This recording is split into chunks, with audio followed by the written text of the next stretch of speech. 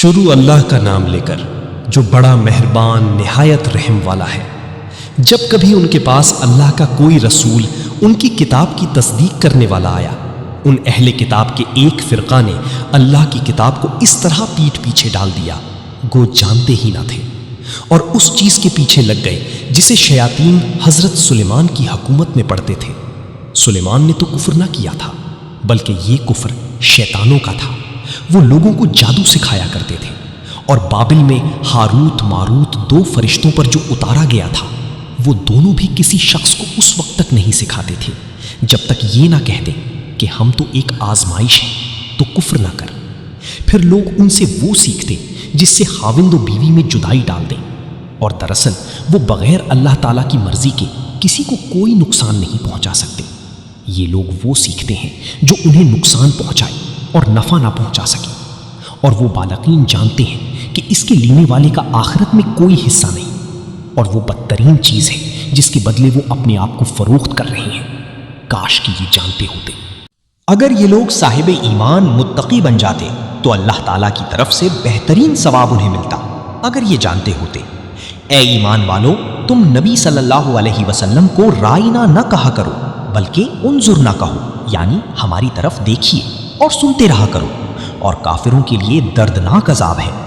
نہ تو اہل کتاب کے کافر اور نہ مشرکین چاہتے ہیں کہ تم پر تمہارے رب کی کوئی بھلائی نازل ہو۔ ان کے اس حسد سے کیا ہوا؟ اللہ تعالیٰ جسے چاہے اپنی رحمت خصوصیت سے عطا فرمائے۔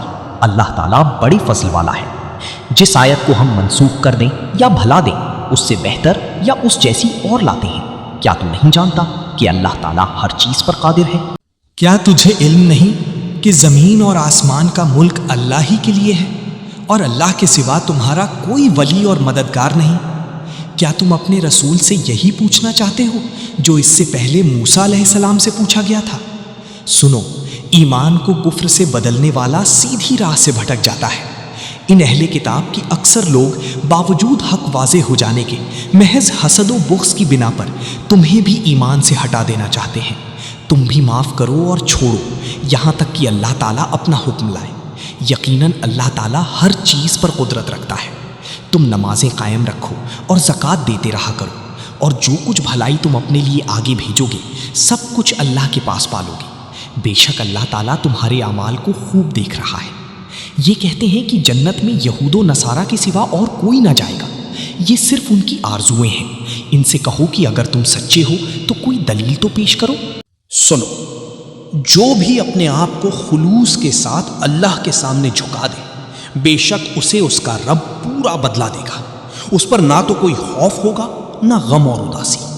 یہود کہتے ہیں کہ نصرانی حق پر نہیں، اور نصرانی کہتے ہیں کہ یہودی حق پر نہیں، حالانکہ یہ سب لوگ تورات پڑھتے ہیں۔ اسی طرح انہی جیسی بات بے علم بھی کہتے ہیں۔ قیامت کے دن اللہ ان کے اس اختلاف کا فیصلہ ان کے درمیان کر دے گا۔ اس شخص سے بڑھ کر ظالم کون ہے جو اللہ تعالیٰ کی مسجدوں میں اللہ تعالیٰ کے ذکر کیے جانے کو روکے، ان کی بربادی کی کوشش کرے؟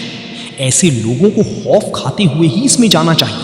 ان کے لیے دنیا میں بھی رسوائی ہے اور آخرت میں بھی بڑا عذاب ہے، اور مشرق اور مغرب کا مالک اللہ ہی ہے۔